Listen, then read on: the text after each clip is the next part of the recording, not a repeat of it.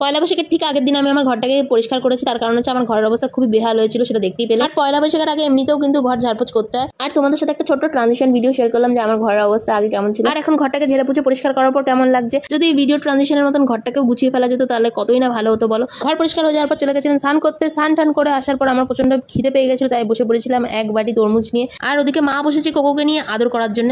আর কোকোর অবস্থা দেখো, কোকো তো চুপ করে বসে আদর খাচ্ছে। আর এটা হচ্ছে কোকোর নতুন বান্ধবী, আর এটাই হচ্ছে কোকোর পয়লা বৈশাখের গিফট। তো ও এখন বান্ধবীর সাথে শুয়ে শুয়ে আদর খাচ্ছিল মায়ের কাছে।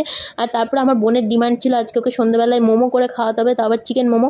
তো যাই হোক, ওর যত রাজ্যের আবদার আমার কাছেই থাকে, তাই এখন আমি সন্ধ্যাবেলা চলে এসেছি ওর জন্য মোমো বানাতে। আর ও আমাকে এত তাড়া দিচ্ছিল যে মোমোর শেপ একা বেকা টেরা হচ্ছিল, তো কিছু আর করার নেই, তাড়াহুড়ো করছিলাম যেহেতু। তাড়াহুড়োতে যেরকম পেরেছি সেরকম ভাবে মোমোর মুখ বন্ধ করে ঢাকা চাপা দিয়ে মোমো তৈরি করে আমার বোনকে দিয়ে দিয়েছি। আর আমার বোন তো মোমো দেখে পুরো খুশ। আর এদিকে গুগল আমাকে আমার বার্থডে রিমাইন্ডার দিতে একটুও বলেনি। তো আজকের ভিডিওটা ছিল এটুকুনি। তো চলো আজকের মতন বাই।